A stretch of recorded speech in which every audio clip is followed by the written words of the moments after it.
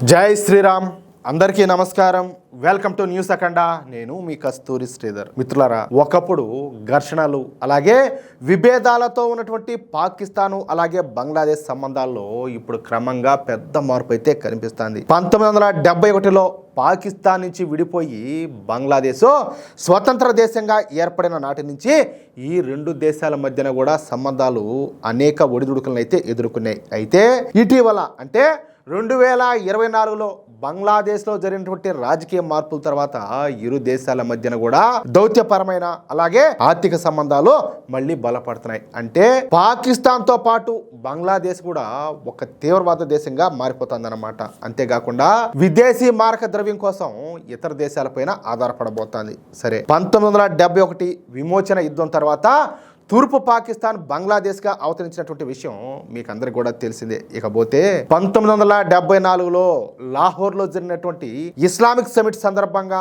పాకిస్తాను అధికారికంగా ఈ బంగ్లాదేశ్ను ఒక స్వతంత్ర దేశంగా గుర్తించింది అంటకంటే నాకు తెలిసి గుర్తించాల్సినటువంటి అగత్యం ఏర్పడింది అంటే ఇంకా బాగుంటుందేమో. గత 10 ఏళ్లలో బంగ్లాదేశ్లో షేక్ హసీనా ప్రభుత్వం ఉన్నటువంటి సమయంలో యుద్ధ నేరాల కేసుల వంటి విషయాల వల్ల పాకిస్తాన్తో సంబంధాలు దాదాపుగా నిలిచిపోయినాయి. పైగా షేక్ హసీనాకు ఈ పాకిస్తాన్ అంటే అస్సలు పడేదే కాదు. అందుకే పాకిస్తాన్ను బంగ్లాదేశ్కు సాధ్యమైనంత వరకు దూరంగా ఉంచుతా వచ్చిందనమాట. అయితే బంగ్లాదేశ్ లో షేక్ హసీనా ప్రభుత్వం కూలిపోయి ఉడతల పట్టేటటువంటి మొహమ్మద్ యూనస్ ప్రభుత్వం ఏర్పడిందనమాట.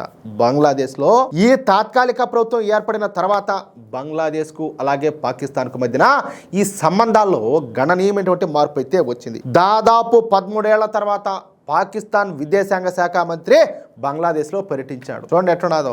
ఆగస్టు 2025లో ఇరు దేశాలు కూడా 6 ముఖ్యమైనటువంటి ఒప్పందాలపైన సంతకాలు చేశాయి. ఇందులో దౌత్యవేత్తలకు వీసా రహిత ప్రయాణం వంటి సదుపాయాలు కూడా ఉన్నాయి. అంటే ఈ దౌత్యవేత్తలకు వీసా కూడా అవసరం లేదనమాట. డైరెక్ట్గా రావచ్చు పోవచ్చు అట్లుంటుంది. ఏది అత్తగారింటికి వచ్చిపోయినట్టు. రక్షణ రంగంలో కూడా పరస్పర సహకారాన్ని పెంచుకోవాలని చెప్పేసి ఇరు దేశాలు నిర్ణయించుకున్నాయి. అంటే ఈ రెండు దేశాలు కూడా కేవలం 1 సంవత్సరంలోనే బాగా దగ్గరైపోయినాయి. అర్థమవుతుందా? అంతేకాకుండా ఈ రెండు దేశాలకు సంబంధించినటువంటి క్రికెట్ బోర్డులు కూడా బాగా దగ్గర అయిపోయినాయి. 2026 ఫిబ్రవరి మార్చి నెలలో జరిగినటువంటి T20 ప్రపంచ కప్ టోర్నమెంట్ లో బంగ్లాదేశ్ జట్టు అయితే ఆళ్ళ.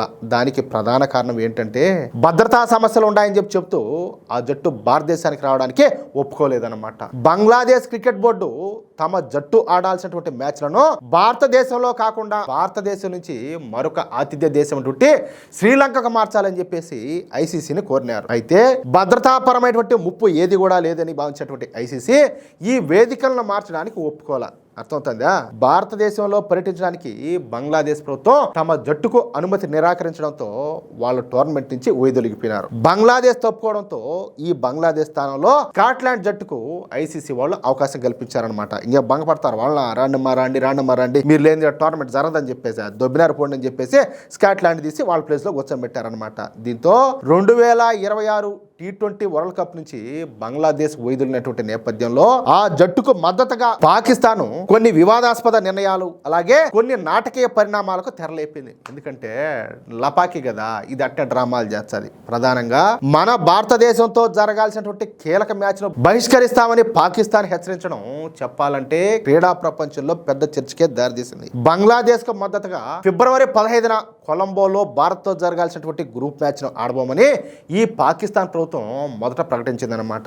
ఐసీసీ ఈ బంగ్లాదేశ్ విషయంలో డబుల్ స్టాండర్డ్స్ పాటిస్తుందని, ఒక దేశానికి ఒకలాగా మరొక దేశానికి వేరొకలాగా వ్యవహరిస్తుందని చెప్పేసి ఈ పీసీబీ చైర్మన్ అయినటువంటి మొహసిన్ నఖ్వీ బహిరంగంగా విమర్శించాడు ఎవరిని? ఐసీసీని. అంతేకాకుండా బంగ్లాదేశ్ పట్ల ఐసీసీ చూపుతున్నటువంటి సవత తల్లి ప్రేమను వ్యతిరేకిస్తా మేము కూడా టోర్నమెంట్ నుంచి పూర్తిగా తప్పుకుంటామని చెప్పేసి పాకిస్తాన్ పిచ్చ కామెడీ చేసింది. కాదులే, ఇట్టుంటుంది వీళ్ళతో కూడా మింగడానికి మెతుకులే. వీళ్ళ బెళ్ళప్పులు చూడండి ఎట్టున్నాయో. ఒకవేళ శ్రీలంకలో కుదరకపోతే బంగ్లాదేశ్ మ్యాచ్లకు మేమే ఆతిథ్యం ఇస్తామని, అందుకు పాకిస్తాన్లో ఉన్నటువంటి స్టేడియాలు సిద్ధంగా ఉన్నాయని చెప్పేసి ఐసీసీకి లేఖ రాసింది. అంటే మీరు భారత్లో అయితే ఒప్పుకునేదిలే, ఒకవేళ వీలైతే శ్రీలంకలో జరిపించండి. ఆడ కూడా వీలు కాలేదా, మేము మా పాకిస్తాన్లో ఈ బంగ్లాదేశ్ ఆడేటటువంటి మ్యాచ్లన్నీ కూడా జరిపిస్తాం, దానికోసం మా స్టేడియాలన్నీ కూడా సిద్ధంగా ఉన్నాయి అని చెప్పేసి అదేందో అన్నట్టుగా మా రంగం చూడు డిక్కు అనేసి పెద్ద బిల్డప్ అయితే దొబ్బినారు. 10 రోజుల హైడ్రామా తర్వాత ఐసీసీతో పాటు ఇతర దేశాలతో మాట్లాడిన తర్వాత ఫిబ్రవరి 9వ తేదీన పాకిస్తాన్ ప్రభుత్వం తన బహిష్కరణ నిర్ణయాన్ని వెనక్కి తీసుకుని చివరకు మన భారత్తో మ్యాచ్ ఆడేందుకు ఒప్పుకునిందనమాట. తప్పుతుంది, ఇంకా మెట్తో కొడతారు. లేకపోతే ఈ పరిణామాల వల్ల బంగ్లాదేశ్కు ఎలాంటి లాభం కూడా కలగల. పైగా ఐసీసీ వాళ్ళ స్థానంలో స్కాట్లాండ్ జట్టును టోర్నీలోకి తీసుకునింది. ఇప్పుడు నువ్వు అంత రిచిపోయినావు, ఏం బీ కట్ల కట్టావు? వాళ్ళ పాకిస్తాన్ వచ్చి ఆడింది కదా, వాళ్ళకంటే తోపుల మీరు, వాళ్ళకంటే పెద్ద మొండలా, మిమ్మల్ని మించినట్టే కదా పాకిస్తాన్ వాళ్ళు.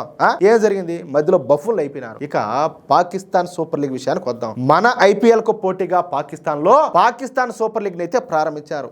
ఈ పాకిస్తాన్ సూపర్ లీగ్ ఇటీవల కాలంలో, అంటే ముఖ్యంగా 2025-2026 సీజన్లలో చాలా సమస్యలు, ఇబ్బందులు అయితే ఎదుర్కొంటుంది. 2026 సీజన్ ప్రారంభానికి ముందే పాకిస్తాన్ ఆఫ్ఘనిస్తాన్ సరిహద్దుల్లో టెన్షన్ పెరిగిపోవడంతో టోర్నమెంట్ అనేది జరుగుతాదా లేదా అన్న అనుమానం కూడా వచ్చింది. గతంలో భద్రతా కారణాల దృష్ట్యా కొన్ని మ్యాచ్లను యునైటెడ్ అరబ్ ఎమిరేట్స్ కు మార్చాల్సి వచ్చిందనమాట. ఇకపోతే ఐపీఎల్ అలాగే ఇతర అంతర్జాతీయ లీగ్లతో పోలిస్తే తక్కువ పార్టీస్కో ఉండటం, అలాగే భద్రతా భయాల వల్ల ముఖ్యమైనటువంటి విదేశీ ఆటగాళ్లు ఈ లీగ్ నుంచి అయితే తప్పుకుంటున్నారు. కరాచీ వంటి నగరాల్లో జరిగినటువంటి మ్యాచ్లకు ప్రేక్షకులు పెద్దగా రాకపోవడం మీద కూడా విమర్శలు అయితే వస్తున్నాయి.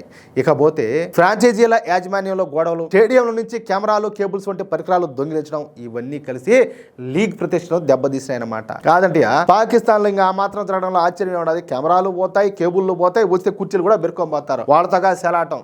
గతంలో ఇలాంటి ఉదాహరణలు పాకిస్తాన్ లో చాలానే ఉన్నాయి. సరిగ్గా ఇటువంటి సమయంలో పాకిస్తాను సరికొత్త మిత్రదేశం అయినటువంటి బంగ్లాదేశ్ ఈ పాకిస్తాన్ కు మరో పెద్ద షాక్ అయితే ఇచ్చిందనమాట. అదేంటయ్యా అంటే ఈ పాకిస్తాన్ సూపర్ లీగ్ కు బంగ్లాదేశ్ క్రికెటర్లు కూడా ఎంపిక చేశారు. అంటే బంగ్లాదేశ్ క్రికెటర్లు కూడా పాకిస్తాన్ సూపర్ లీగ్ లో ఆడొచ్చు అనమాట. అయితే బంగ్లాదేశ్ క్రికెట్ బోర్డు అందుకు దాదాపుగా ఒప్పుకోవాలి. ప్రాంతీయ ఉద్రిక్తతలు అలాగే భద్రతా కారణాల దృష్ట్యా తమ ఆటగాళ్లను పాకిస్తాన్ కు పంపే ముందు బంగ్లాదేశ్ ప్రభుత్వం నుంచి అనుమతి తీసుకోవాలని చెప్పేసి ఈ బంగ్లాదేశ్ క్రికెట్ బోర్డు అయితే నిర్ణయించింది. ఈ పరిణామాల వల్ల బంగ్లాదేశ్ ప్లేయర్లు కనిపిస్తారా లేదా అన్నదే డౌట్ గా మారిపోయింది. ఎందుకంటే సాధారణంగా విదేశీ లీగ్లకు వెళ్ళడానికి బోర్డు నేరుగా ఎన్ఓసి ఇస్తాదన్నమాట. అయితే ప్రస్తుతం ఈ పాకిస్తాన్ అలాగే ఆఫ్ఘనిస్తాన్ సరిహద్దుల్లో నెలకొన్నటువంటి ఉద్రిక్తతల కారణంగా ఆటగాళ్ల భద్రత దృష్ట్యా ప్రభుత్వం ఆమోదం తెలిపితేనే వాళ్ళ పంపాలని చెప్పేసి బీసీబీ భావిస్తుందన్నమాట. అంటే ఇక పాకిస్తాన్ సూపర్ లీగ్ లో ఆడే విషయంలో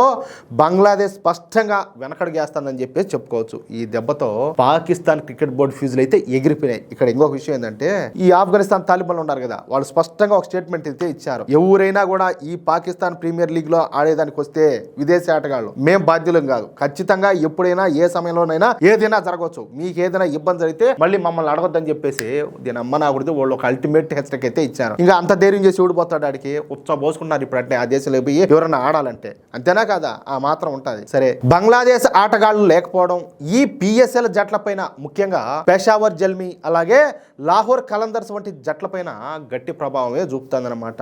టోర్నమెంట్ ప్రభావానికి ముందు ఆఖరి నిమిషంలో నాణ్యమైనటువంటి విదేశీ ఆటగాళ్లను వెతకడం ఈ ఫ్రాంచైజీలకు చెప్పాలంటే ఒక సవాలుగా మారిపోయింది. దీంతో పాకిస్తాన్ క్రికెట్ బోర్డు పెద్దలు తలలో పట్టుకుంటున్నారంట. ఎందుకు, ఏం చేయాలో తెలియక వాళ్ళలో ఓళ్లే విమర్శలు చేసుకుంటున్నారన్నమాట. అది విషయం. అట్టుండది అలా పాకిస్తాన్ పరిస్థితి. ఏడడుగు పెట్టిన ధ్వంసమే, నాశనం, సర్వనాశనమే. అట్టుండది మిత్రులారా. పాకిస్తాన్ కోసం అంతలా పాకులాడినటువంటి బంగ్లాదేశ్ చివరికి ఆ దేశానికి ఏ విధంగా షాక్ ఇచ్చిందో చూశారు కదా. తిన్నింటి వాసాలు లెక్క పెట్టడం పాకిస్తాన్ యొక్క నైజం అయితే ఆ నైజాన్ని బంగ్లాదేశ్ ఇప్పుడిప్పుడే అర్థం చేసుకుంటా ఉన్నట్టున్నదన్నమాట. మరి పాకిస్తాన్ సూపర్ లీగ్ నుంచి బంగ్లాదేశ్ ఆటగాళ్లు తప్పుకోవడాన్ని మీరు ఏ విధంగా చూస్తున్నారు? పాకిస్తాన్ తో దోస్తీ చేస్తే ఎలాగే ఉంటుందని చెప్పేసి బంగ్లాదేశ్ గ్రహించిందా? మీ అభిప్రాయాన్ని కింద కామెంట్ బాక్స్ లో అయితే తప్పకుండా తెలియజేయండి. ఈ ఆసక్తికరమైన నిజాలు ప్రతి ఒక్కరికి కూడా తెలియాలి కాబట్టి వెంటనే ఈ వీడియోను లైక్ చేసి ఈ వీడియోను మీ వాట్సాప్ గ్రూపుల్లో షేర్ చేయండి. ఇలాంటి మరెన్నో అంతర్జాతీయ విశ్లేషణలు అలాగే సంచలన వార్తల కోసం మన న్యూస్ అఖండ ఛానల్ను తప్పనిసరిగా సబ్స్క్రైబ్ చేసుకోండి. జై శ్రీరామ్, జై హింద్, భారత్ మాతాకి జై.